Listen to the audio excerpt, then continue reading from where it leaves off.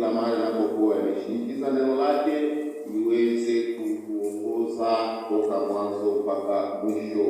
Baba, katika jina tukufu la Mwokozi wetu Yesu Kristo, tunakuja tena mbele ya kiti chako cha neema katika asubuhi za leo, tukikushukuru kwa wakati mzuri ambao umeturuhusu tuweze kusanyika hii mahali, na tunakushukuru kwa neno nzuri ambao tunatoka kuyasoma katika asubuhi hizi leo.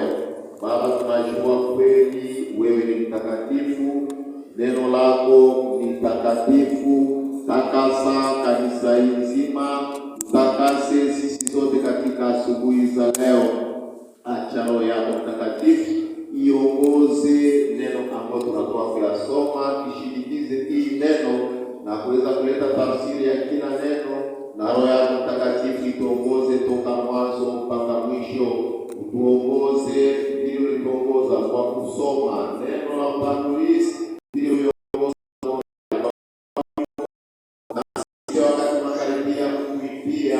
tuweze kuongozwa na Roho Mtakatifu. Hata kipindi kinaobaki nyuma kiongozwe na Roho Mtakatifu. Roho ya Mtakatifu ituongoze toka mwanzo mpaka mwisho. Uweze pia kudispose moyo wetu kwa kuweza kusikia neno lako. Hata wandugu na wadada wale wangali wanachelewa, kuharakishe miguu zao na kuwafikisha katika salama. Wanaofika hapa na mizigo mbalimbali, sehemu watoto wamekuwa desharge, utuongoze na kuleta solution kwa maprobleme zetu mbalimbali. Yote ya shetani tunaipinga na kuikemea mbali sana kwa jina la Yesu Kristo.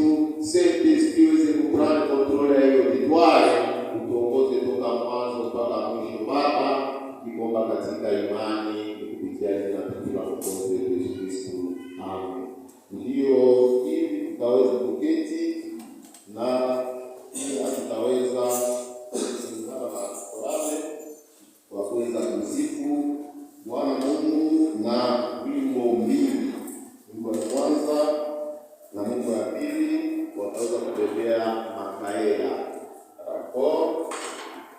Wimbo ya pili ya kuweza kugania wakati unakamata makaratasi ambao umekuwa pale. Tutaanza na ile wimbo ambao nasema kama Je suis pèlerin étranger errant dans ce monde pécheur. Na nyuma pale korale unaangalia tu hii page ya hii karatasi, basi wanaandika hapa numero 6. Kuna Mungu za mbinguni, amri ya Bwana inakuagilia.